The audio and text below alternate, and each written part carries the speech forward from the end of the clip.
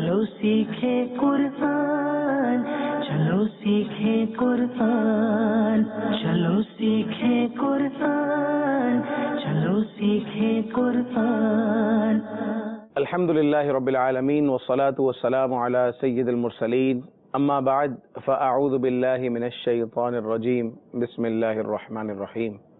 अस्सलातु वस्सलामु अलैका या रसूलल्लाह व अला आलिका व अस्हाबिका या हबीबल्लाह। अस्सलातु वस्सलामु अलैका या नबियल्लाह व अला आलिका व अस्हाबिका या नूरल्लाह।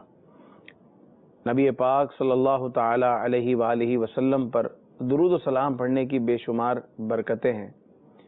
आप सल्लल्लाहु ताला अलैहि व आलिहि वसल्लम के फरमान का खुलासा, जो शख्स एक दुरूद पाक पढ़े रब्बे करीम अज़्ज़ा वजल उस पर 10 रहमतों का नुज़ूल फरमाता है, उसे 10 नेकियां अता फरमाता है।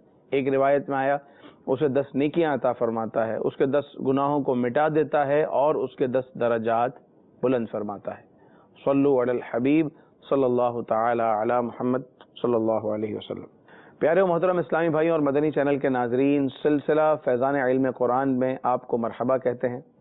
और इस सिलसिले में अल्हम्दुलिल्लाह कुरान मजीद फुरकान हमीद दुनिया की सबसे अजीम तरीन किताब, इसमें से चंद आयात की तिलावत और तलफ़्फ़ुज़ की इस्लाह की कोशिश करते हैं। हमारे नाजरीन, आप इसे याद करते हैं, समझते हैं, सुनते हैं। अल्लाह ताला आपकी इस राय को अपनी बारगाह में कबूल फरमाए। नियतुल मुमिनी खैरुम मिन अमलिही, मुसलमान की नीयत उसके अमल से बेहतर है। इसलिए मैं नियत करता हूँ कि रिज़ाए इलाही के हुसूल की खातिर बयान करूँगा, और आप भी ये नियत कीजिए कि अल्लाह तबारक व तआला की रज़ा हासिल करने के लिए अव्वल से आखिर सिलसिले में शरीक रहेंगे। जो सुनेंगे उस पर अमल भी करेंगे, दूसरों तक पहुँचाने की भी कोशिश करेंगे। और मैं ये नियत करता हूँ बल्लिगु अन्नी वलौ आया के तहत बयान करूँगा, इलाए कलिमतुल हक़ करूँगा। मौका मिला तो इंशाअल्लाह अज़्ज़ा वजल नेकी की दावत पेश करने के साथ साथ मदनी काफ़िलों और मदनी इनामात का ज़हन भी दूंगा। आज हम क़िराअत के बाद इंशाअल्लाह अज़्ज़ा वजल नून साकिन और तनवीन का तीसरा कायदा है, जिसे इदगाम कहा जाता है, इसकी तफसील आज सुनेंगे और अपने सबक में इसकी मश्क करने की भी कोशिश करेंगे। प्यारे हबीब सल्लल्लाहु ताला अलैहि वालिहि वसल्लम ने कुरान पाक के कारी कुरान के लिए नेकियों की बशारत दी है। चुनांचे इरशाद हबीब सल्लल्लाहु ताला अलैहि वालिहि वसल्लम है, मन क़रअ हरफ़न मिन किताबिल्लाह फ़लहु बिही हसना वल हसनतु बिअशरि अम्सालिहा। जो किताबुल्लाह का एक हर्फ तिलावत करता है, अल्लाह ताला उसे एक नेकी अता फरमाता है, और वो नेकी 10 नेकियों के बराबर है। कुरान मजीद फुरकान हमीद में भी इरशाद हुआ, मन जाअ बिल हसनति फ़लहु अशरु अम्सालिहा। जो एक नेकी लाए हम उसके मिसल उसे 10 नेकियां देते हैं। इसी जज्बे के तहत कुरान पाक की तिलावत, आइए मैं तिलावत करता हूँ और आप तवज्जो के साथ तिलावत सुनिए। सल्लु अलल हबीब सल्लल्लाहु ताला अला मुहम्मद सल्लल्लाहु अलैहि वसल्लम। अऊज़ु बिल्लाहि मिनश शैतानिर रजीम, बिस्मिल्लाहिर रहमानिर रहीम। ताहा मा अंज़लना अलैकल कुरआन लितश्क़ा इल्ला तज़किरतन लिमन यख़शा तंज़ीलन मिम्मन ख़लक़ल अर्ज़ वस्समावातिल उला अर्रहमानु अलल अर्शि इस्तवा लहू मा फिस समावाति व मा फिल अर्ज़ि व मा बैनहुमा व मा तहतस सरा व इन तजहर बिल क़ौलि फ़इन्नहु यअलमुस सिर्र व अख़फ़ा अल्लाहु ला इलाहा इल्ला हुवा लहुल अस्माउल हुस्ना। प्यारे और मोहतरम इस्लामी भाइयों और मदनी चैनल के नाजरीन, आपने सूरह ताहा की इब्तिदाई आयतों की तिलावत सुनी।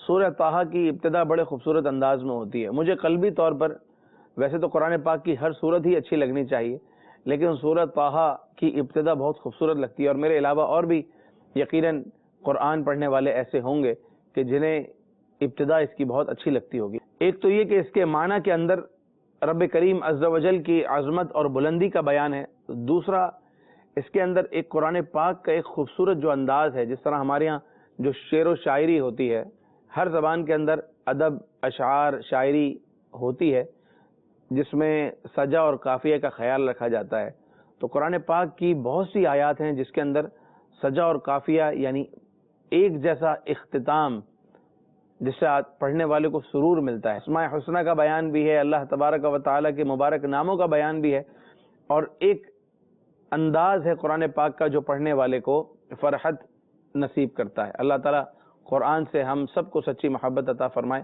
یقین جانیے قرآن سے محبت کرنا اتنی بڑی سعادت اور اتنی بڑی نیکی ہے۔ آپ اس حدیث پاک پر غور کیجئے، میرے آقا صلی اللہ تعالیٰ علیہ وآلہ وسلم کا فرمان ہے، اس کا خلاصہ یہ ہے کہ جو شخص یہ چاہتا ہو کہ اللہ اور اس کا رسول اس سے محبت کریں، فَلْيَنظُرْ، تو اسے چاہیے کہ وہ یہ دیکھے کہ وہ قرآن سے محبت کرتا ہے یا نہیں۔ اگر وہ قرآن سے محبت کرتا ہے تو اللہ تبارک و تعالی اور اس کے رسول بھی اس سے محبت کرتے ہیں۔ اللہ اکبر۔ تو ہر ایک قرآن سے محبت کرے، اور قرآن سے محبت کا تقاضا ہے کہ تلاوت کرے، اور تلاوت بھی ایسی کرے کہ اسے خود اس میں شوق ملے، ذوق ملے، مزہ اور سرور و فرحت نصیب ہو، اور اللہ تعالیٰ یہ جذبات ہم سب کو نصیب فرمائے۔ آئیے اپنا اگلا جو سیگمنٹ ہے جس میں ہم اپنے تلفظ کی اصلاح کی کوشش کرتے ہیں، اس کی طرف بڑھتے ہیں۔ بسم اللہ الرحمن الرحیم۔ طٰہ ما انزلنا علیک القرآن لتشقى، علیک القرآن لتشقى، لتشقى، قاف حروف مستعلیہ میں سے، اور اس کے اوپر کھڑا زبر بھی ہے تو کھینچیں گے بھی۔ إِلَّا تَذْكِرَةً لِمَن يَخْشَىٰ، إِلَّا تَذْكِرَةً لِمَن يَخْشَىٰ، لِمَن يَخْشَىٰ۔ یہاں دیکھیں من میں نون ساکن کے بعد یا آ رہا ہے، من یخشا میں نون ساکن کے بعد یا آ رہا ہے، غنہ تو ہو رہا ہے لیکن ایک نئے قسم کا غنہ ہے۔ من یخشا نہیں پڑھ رہے بلکہ ہم پڑھ رہے ہیں من یخشا۔ تو دراصل یہاں نون ساکن اور تنوین کا تیسرا فارمولہ جاری ہو رہا ہے، اور وہ ہے ادغام، جو آج ہمیں اپنے سبق میں شامل کرنا تھا۔ ادغام اسے کہتے ہیں کہ نون ساکن اور تنوین کے بعد اگر حروف یرملون میں سے کوئی حرف آ جائے تو وہاں ادغام ہوگا، یعنی ملایا جائے گا، اور ملانے کے بعد غنہ کر کے پڑھیں گے۔ ملانا بھی ہوگا اور غنہ بھی ہوگا۔ یہاں دیکھیں نون ساکن کے بعد حروف یرملون میں سے یا آ رہا ہے۔ حروف یرملون اپنے نام سے ہی ظاہر ہے، یرملون، یا، را، میم، لام، واو، نون، یہ حروف یرملون ہیں۔ یا، را، میم، لام، واو، نون، 6 حروف ہیں۔ 6 ہی حروف حلقی ہیں اور 6 حروف یرملون ہیں۔ اگر حروف حلقی میں سے کوئی آتا ہے تو وہاں غنہ نہیں کرنا، حروف یرملون میں سے کوئی آتا ہے تو ادغام بھی کرنا ہے، یعنی ملانا بھی ہے اور غنہ بھی کرنا ہے۔ یا، را، میم، لام، واو، نون، اگر آپ ان کو الگ سے یاد کرنے جائیں گے تو دشوار ہوگا، اور اگر ایک کلمہ یاد کر لیں یرملون تو آپ کو یہ ہمیشہ یاد رہیں گے اور سیکوینس بھی یاد رہے گی۔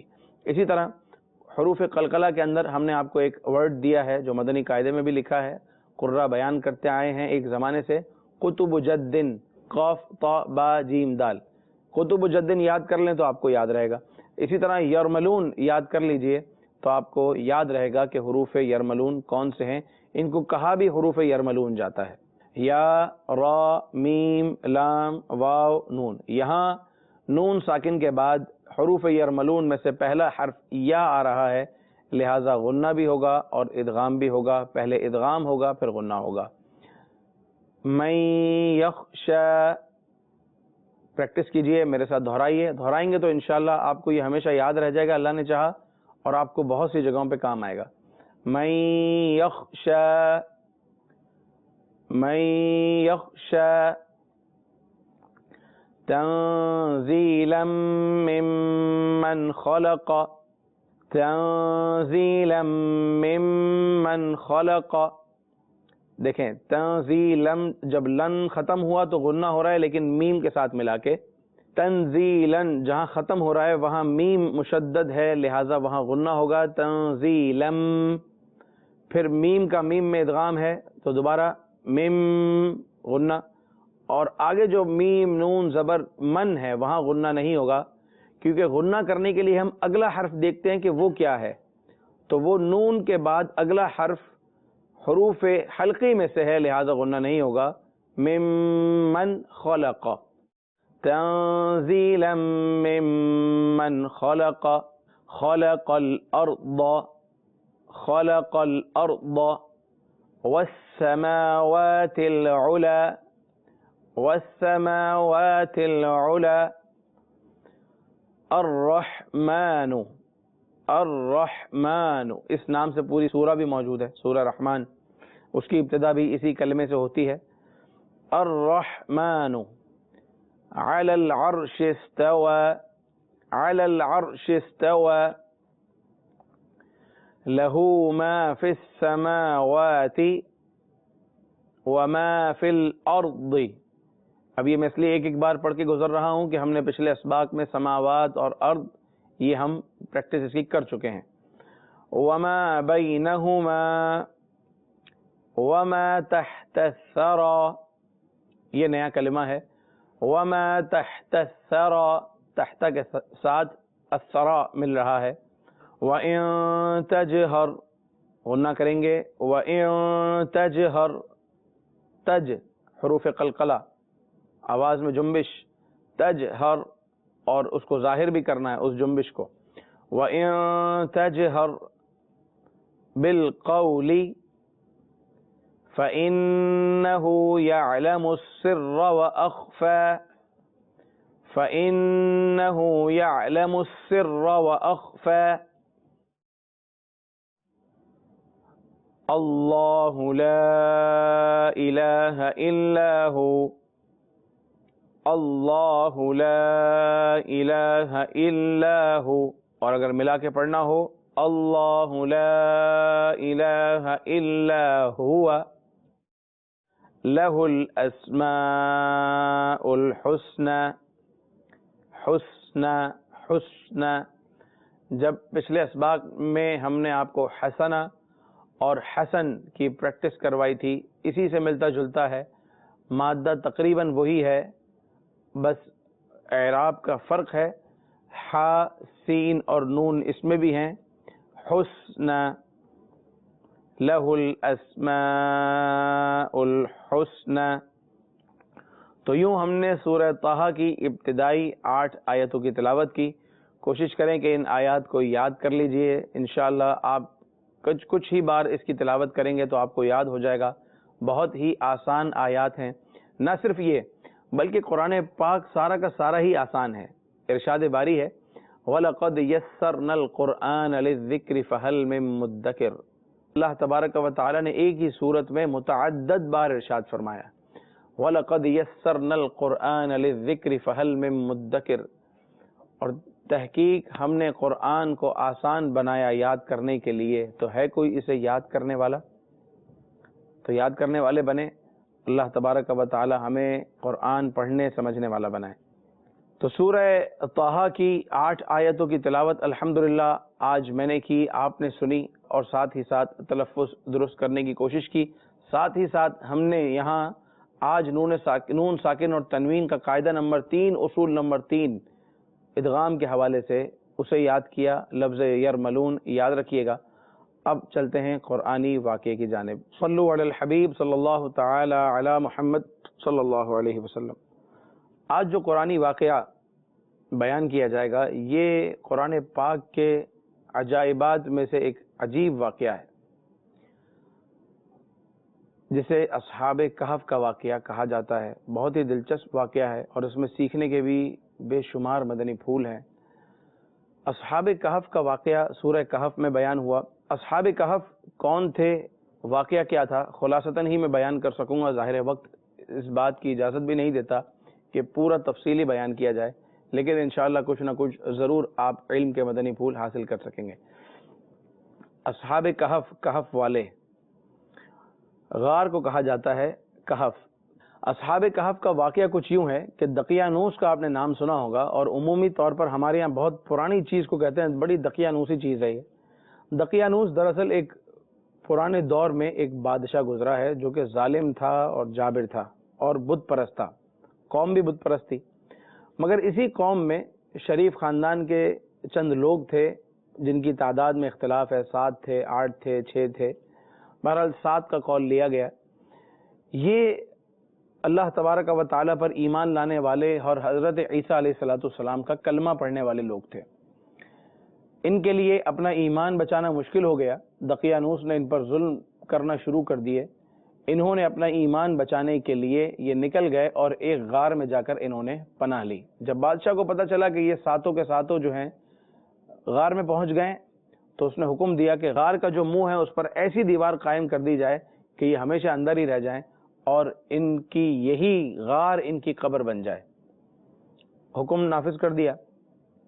جس کے سپرد یہ کام ہوا شریف آدمی تھا، اچھا آدمی تھا، اس نے ان غار والوں کے نام لکھ کے، اصحاب کہف کے نام لکھ کر اور ان کی ہسٹری لکھ کر کہ یہ واقعہ کچھ یوں تھا کہ دقیانوس نے ان کو یوں کروایا اور یہ اچھے لوگ تھے، اللہ پر ایمان لانے والے تھے، عیسیٰ علیہ السلام کا کلمہ پڑھنے والے، جو بھی کچھ لکھنا تھا اس نے لکھ کر اس کی ایک کاپی دیوار کی، سمجھے کہ دیوار میں اس نے چھپا دی، کوئی صندوق بنا کر یا کوئی بھی ایسی چیز بنا کر، تانبے کی چیز بنا کر یا کوئی باکس بنا کر وہ تختی اس کے اندر رکھ دی، اور اس کا ایک اور نسخہ بنا کر جو ہے وہ بادشاہی خزانے میں جمع کروا دیا۔ وہ گزر گیا، لوگ بھول گئے۔ کچھ ٹائم کے بعد دقیانوس کا بھی انتقال ہو گیا۔ ظاہر اس دنیا میں رہنا کسی نے ہمیشہ نہیں ہے، ہر ایک آنے والے نے جانا ہے۔ دقیانوس چلا گیا، سلطنتیں بدلتی رہیں۔ ادھر غار میں جو لوگ موجود تھے، اللہ تبارک و تعالیٰ نے انہیں نیند عطا فرما دی اور وہ لوگ سو گئے۔ وہ سو گئے اور یہاں سلطنتیں بدل رہی ہیں، ایک کے بعد دوسرا، دوسرے کے بعد تیسرا بادشاہ، نہ جانے کتنے ادوار گزرے اور 300 برس گزر گئے۔ وہاں 300 برس تک وہ آرام کرتے رہے، سوتے رہے۔ یہاں 300 برس کے بعد ایک ایسا بادشاہ کہ جو دین کا اور اسلام کا چاہنے والا، جو حضرت عیسیٰ علیہ السلام کا کلمہ گو اور اچھا آدمی تھا، بڑی اچھی حکومت اور بڑے اچھے اس نے انتظامات چلائے، اور ایک وقت وہ آیا کہ اس کی قوم میں فرقہ بندی ہو گئی، اور فرقوں نے اس بات کا انکار کرنا شروع کر دیا کہ مرنے کے بعد بھی اٹھنا ہے، کیونکہ وہ دیکھتے ہیں کہ ہر آدمی جس کا انتقال ہوتا ہے، مر جاتا ہے، اسے مٹی میں دبا دیا جاتا ہے، مرنے کے بعد اٹھنے کا کوئی کانسیپٹ نہیں ہے۔ ایسا لوگوں نے سوچنا شروع کر دیا، اور اس طرح کی باتیں جو ہیں وہ گردش کرنے لگی۔ بادشاہ نے اللہ تبارک و تعالیٰ کے حضور گریہ وزاری کی، اپنا کمرہ بند کر کے اللہ تبارک و تعالیٰ کے حضور دعائیں کی کہ الہ العالمین کوئی ایسی نشانی دکھا دے کہ یہ قوم مان جائے کہ مرنے کے بعد اٹھنا بھی کوئی چیز ہوتی ہے، کس طریقے سے یقین دلایا جائے کہ مرنے کے بعد اٹھا جائے گا، کیونکہ اٹھنا تو قیامت کے دن ہوگا۔ یقین دلانے کے لیے اے اللہ کوئی نشانی ظاہر کر دے۔ اب اس طرف اصحاب کہف سو رہے ہیں، 300 سال گزر گئے۔ اللہ تبارک و تعالیٰ نے ان کے جسموں کی کیسے حفاظت فرمائی، یہ بھی قرآن پاک نے کتنے خوبصورت انداز میں بیان کیا ہے۔ وَتَرَى الشَّمْسَ إِذَا طَلَعَتْ تَزَاوَرُ عَنْ كَهْفِهِمْ ذَاتَ الْيَمِينِ وَإِذَا غَرَبَتْ تَقْرِضُهُمْ ذَاتَ الشِّمَالِ وَهُمْ فِي فَجْوَةٍ مِّنْهُ ذَلِكَ مِنْ آيَاتِ اللَّهِ مَن يَهْدِ اللَّهُ فَهُوَ الْمُهْتَدِ۔ رب کریم عز و جل نے ان غار والوں کی حفاظت کیسے فرمائی، انسان کے جسم کو کن کن چیزوں کی ضرورت ہوتی ہے، ہوا کی، روشنی کی، سورج کی کرنوں کی، اور اللہ تبارک و تعالی ان اسباب کا محتاج نہیں ہے، وہ چاہے تو ان کے بغیر بھی زندگی دے سکتا ہے۔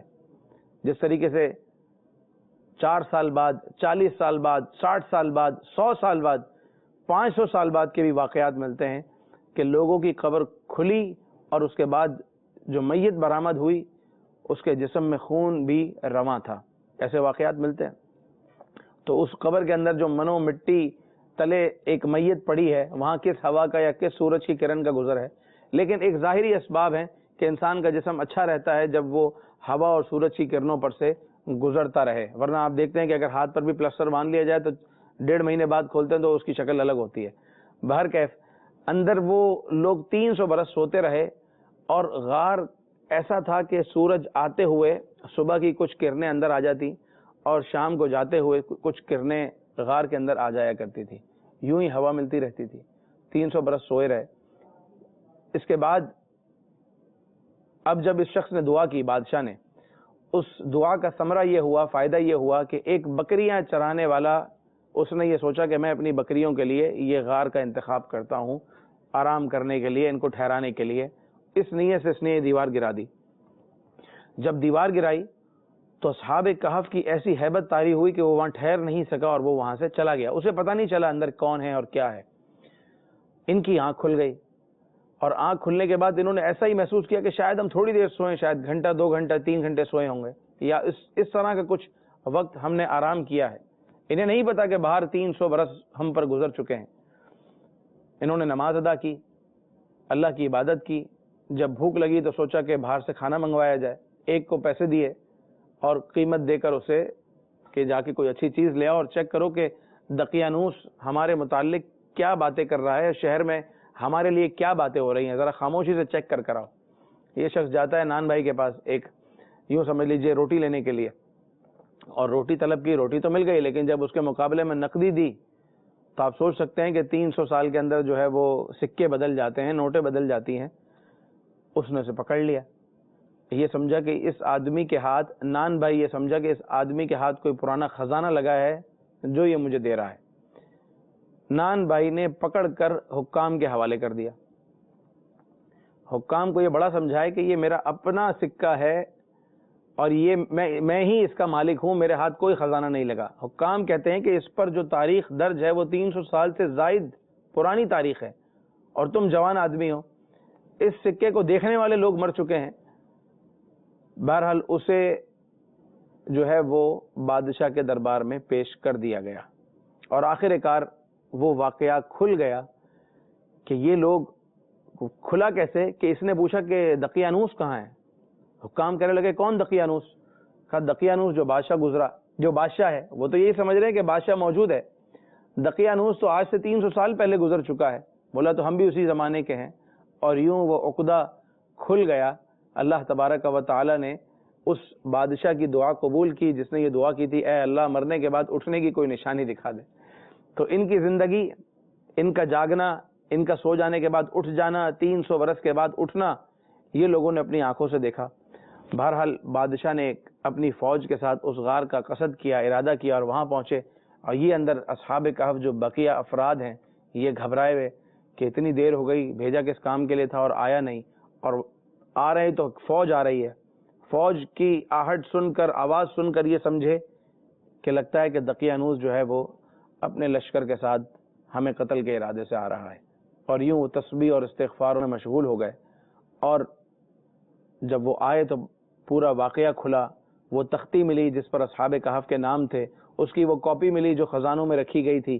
اصحاب کہف کا پورا واقعہ کھلا، اور اللہ تبارک و تعالی نے اس بادشاہ کی دعا یوں قبول فرمائی. تو پیارے محترم اسلامی بھائیوں، اب اصحاب کہف کتنے تھے تو قرآن پاک میں اقوال بیان ہوئے، اور اللہ تبارک و تعالی نے ارشاد فرمایا قل ربی اعلم بعدتہم، میرا رب ان کی گنتی خوب جانتا ہے، انہیں نہیں جانتے مگر تھوڑے. یعنی کچھ بہت کم لوگ ہیں جن کو پتا ہے کہ اصل گنتی کتنی تھی. حضرت عبداللہ بن عباس رضی اللہ تعالیٰ عنہ نے فرمایا کہ اصحاب کہف کی تعداد 7 تھی، اور 8واں ان میں جو تھا وہ قطمیر نام کا کتا تھا. تو اسی غار میں جو ہے ان کو ایک تابوت کے اندر ان کے لیے تابوت بنوائے گئے، وہیں ان کی قبر بنی، اور وہیں پر ہی جو ہے ایک مسجد قائم کی گئی. اور اس مسجد میں ہر سال آتے تھے اور گویا کہ عید کا دن مناتے تھے کہ اس امت پر یا اس قوم پر اللہ تبارک و تعالیٰ کا یہ احسان ہوا. اور جس دن کوئی احسان ملے، کوئی فضل ملے، اسے عید کا دن منانا یہ اصحاب کہف کے زمانے سے طریقہ چلا آ رہا ہے. تو لوگ آتے تھے، عید مناتے تھے. اللہ تبارک و تعالیٰ ہمیں قرآن فہمی نصیب فرمائے، ان واقعات سے درس عبرت حاصل کرنے کی توفیق عطا فرمائے. اس واقعے سے یہ بھی پتہ چلا کہ جو بزرگان دین کے جو مقبرے ہوتے ہیں وہاں پر مساجد بنانا یہ پرانے دور سے چلا آ رہا ہے. اللہ تعالیٰ عمل کی توفیق دے. آمین بجاہ النبی الامین صلی اللہ تعالی علیہ وآلہ وسلم. سبحانک اللہم وبحمدک، اشہد ان لا الہ الا انت، استغفرک واتوب الیک. صلو علی الحبیب صلی اللہ تعالی علی محمد صلی اللہ علیہ وسلم. چلو سیکھیں قرآن، چلو سیکھیں قرآن، چلو سیکھیں قرآن، چلو سیکھیں قرآن.